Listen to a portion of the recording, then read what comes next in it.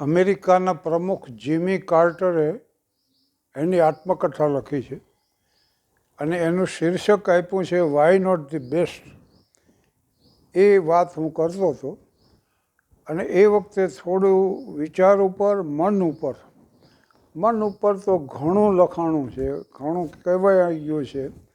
માનવીને પોતાના અનુભવો છે. મન કે હારે હાર હૈ, મન કે જીતે જીત. મન ચંગા તો કસરોટ મેં ગંગા. મન હોય તો માળવે જવાય. એ વિલ ફાઇન્ડ અ વે. મન મૂર્ખને વંઠે કાયા, મન મૂર્ખને વંઠે કાયા. ભોગ ત્યજ્યા ત્યાં વળગી માયા. બેયની વચ્ચે પ્રાણ તણાયા, આતમ રામ થયા રઘવાયા. ભક્તો કરતા ભાંડ સવાયા, ચેત મસંદર ગોરખાયા. એક હજી વધુ કવિ. કબ હો મન રંગત રંગ ચડે, તુલસીદાસજી. કબ હો મન રંગત રંગ ચડે, કબ હો મન સોચત હૈ ધન કો. કબ હો મન માનુની દેખી ચલે, કબ હો મૃગ હોય ફિરે બન કો. કબ હો રંગ में भंग करे, कब हो मन सोचत है पद को. कह तुलसी सोय विचार करी, कर शांत सदा कपटी मन को. તો કબ હો મન રંગત રંગ ચડે. હાવ અકારણ માણસ લહેરમાં આવી જાય. જોય અને પ્લેઝર બે શબ્દો જુદા જુદા છે. આનંદ આપણે બેયનો અર્થ આનંદ જ કરી છે, પણ where there is pleasure there is a pain. Pleasure હોય છે ને ત્યાં પેઇન હોય, ત્યાં વ્યથા હોય, દુઃખ હોય. જોયમાં નથી હોતું, એ કાયમ માટે હોય. You cannot cultivate the joy. જોયને કેળવી નથી શકાતો. અંદરથી આવે ત્યારે માણસ ખુશ થઈ જાય. કબ હો મન રંગત રંગ ચડે. પછી ખુશ થઈ ગયો હોય તો આખા પરિવારને કહે કે આપણે ફરવા વયા જઈએ શનિવારે રવિવારે, આમ જઈ પછી સોમવારે પાછા આવશું. કબ હો મન સોચત હે ધન કો. પૈસાને રવાડે ચડી જાય તો પછી આમ ધંધો કરીને લખપતિ થઈ જાય, પછી કરોડપતિ થઈ જાય, પછી ત્યાં પાછી ફેક્ટરી કરીને. અશ્વ જેમ દોડીને હાંફે છે માનવી, પહેલો ક્રમ લેવાની રેસમાં. લોહી લોહાણ થાય તો એ માને છે સુખ, ઓલી રૂપિયા ભરેલી સૂટ કેસમાં. સોનાની લાયમયી શાંતિના શ્વાસ બધા ગીરવે મુકાય એનું કાંઈ નહીં. વસ્તુ ખોવાય એની થાય અહીં વેદના, અને વર્ષો ખોવાય એનું કાંઈ નહીં. તો આવી બાબતો જે છે. મારો એક મિત્ર હતો, આમ વિચારમાં પડી ગયેલો. મેં કીધું ભાઈ શું છે આપણે? તો કે એક પ્રોબ્લેમ આવી ગયો જીવનમાં અને હું વિચાર કરું એના ઉપર. એટલે પહેલું તો મેં એને એ કીધું પ્રોબ્લેમ એટલે શું એ તમે સમજો? તો કે ના કયો. કીધું problem means distance between reality and expectation.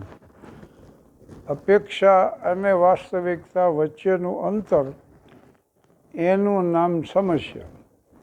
એ અંતર જેટલું મોટું એટલી સમસ્યા મોટી, અંતર જેટલું નાનું એટલી સમસ્યા નાની.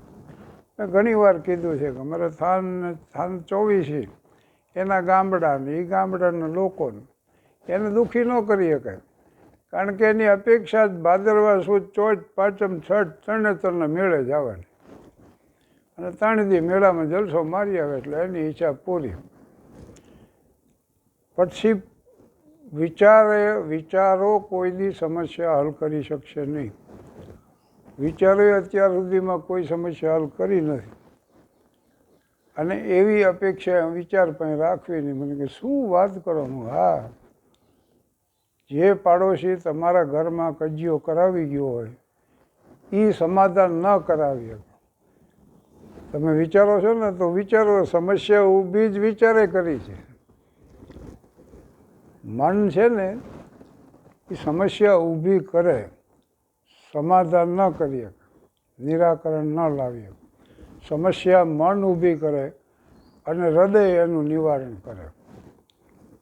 એક વિદ્વાને બહુ સારી વાત કરી છે કે માનવી બુદ્ધિશાળી છે એ તમારી વાત હું માનું છું, પણ એ જ્યારે ટોળામાં હોય ત્યારે એમાં નથી હોતી. મારી વાત તમે માનો. આમ સામાન્ય વાત જો કરું તો માનવી કાર્ય કર્યા વખત રહી એક જ નહીં. એટલે માનવી કાર્ય કરે, એ કાર્ય કરે એટલે અનુભવ થાય.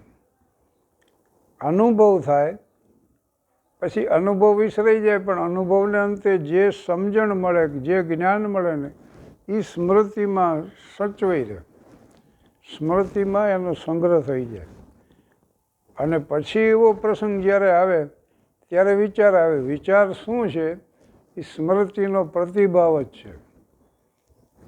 વિચાર એ સ્મૃતિનો પ્રતિભાવ છે. Thought is the response of the memory.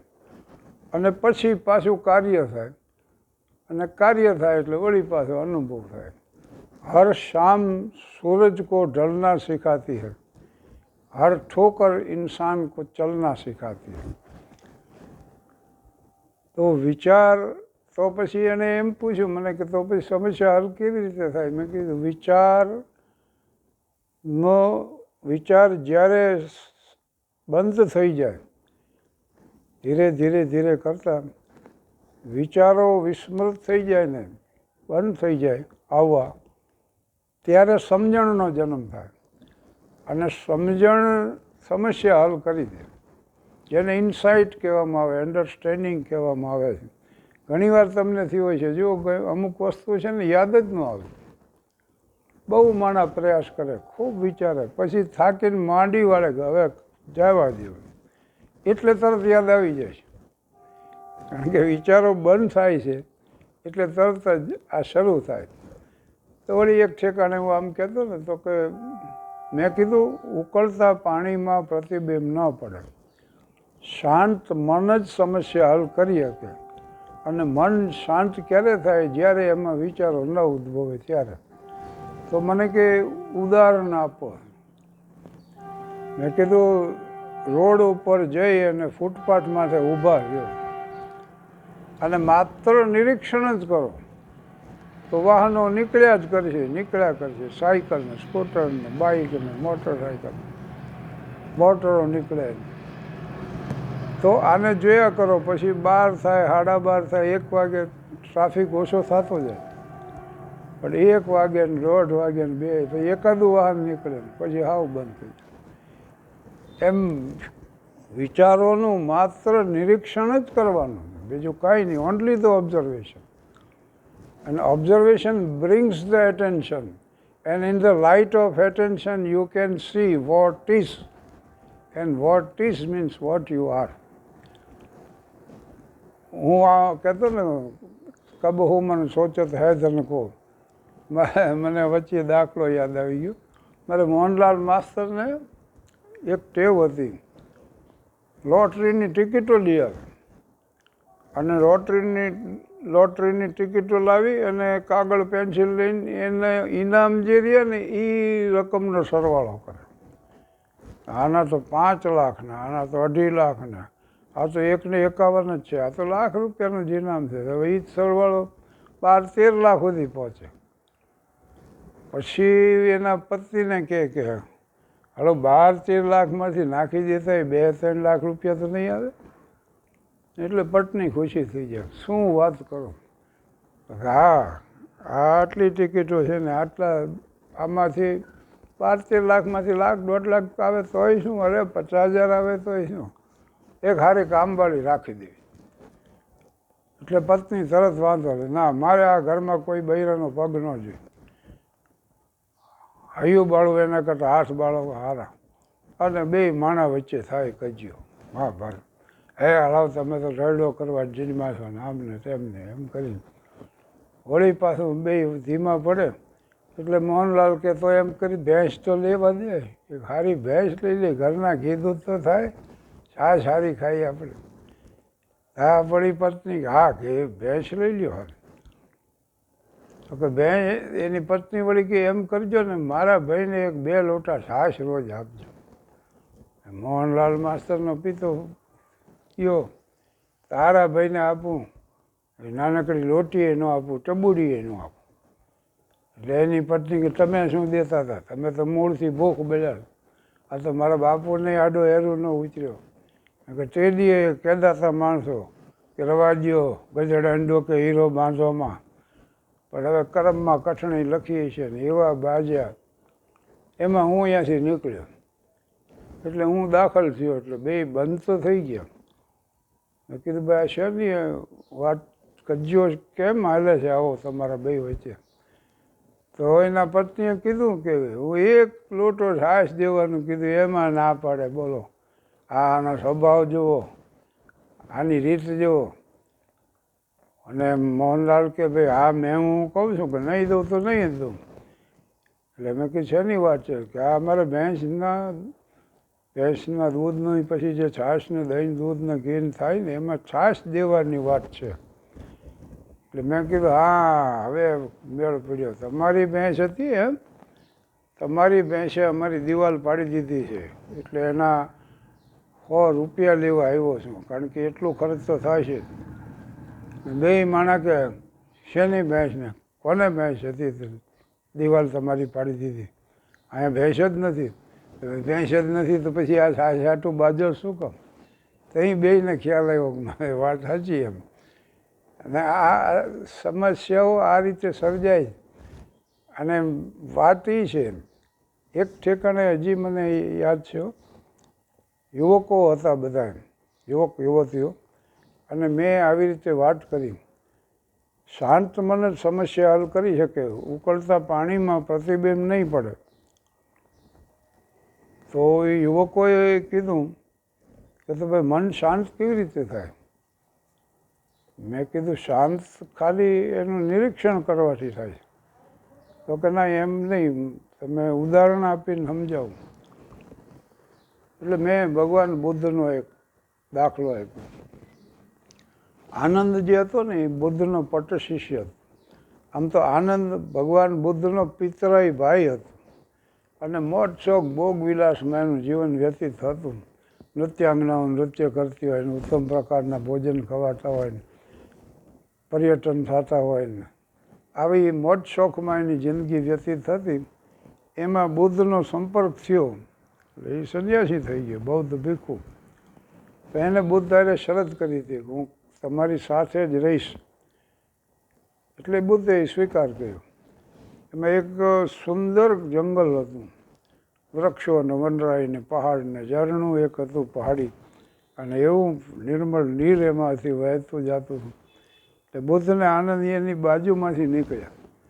થોડેક આગળ ગયા ને ત્યાં બુદ્ધે કીધું કે આનંદ મને તરસ લાગી, અને એવી તરસ લાગી છે કે હું પાણી નહીં મળે તો પ્રાણ ત્યાગી. અરે આનંદ કે હમણાં જ એક ઝરણા પાસેથી આપણે પસાર ભરી આવું છે. તે કમંડળ લઈને ગયો અને ઘણી વાર રહ્યો, પણ એમને એમ પાછો આવ્યો પાણી વગર. બુદ્ધ કે કેમ પાણી ન લાવ્યો? એ તો કે પહાડી ઝરણું હતું ને એમાં ભેંસું બેઠી હતી તો પાણી બધું ડોળું થઈ ગયું. હું કાંઠે બેઠો, ઘણી મહેનત કરી પાણીને નિર્મળ કરવાની, પણ પાણી સ્વચ્છ થયું જ નહીં. એટલે ભગવાન બુદ્ધે કીધું કે આનંદે પ્રયાસ કર્યો? તો કે હા, પ્રયાસ કરવાની જરૂર જ નહોતી. તો આનંદ કે પ્રયાસ કર્યા વગર જીવનમાં કાંઈ મળી જાય?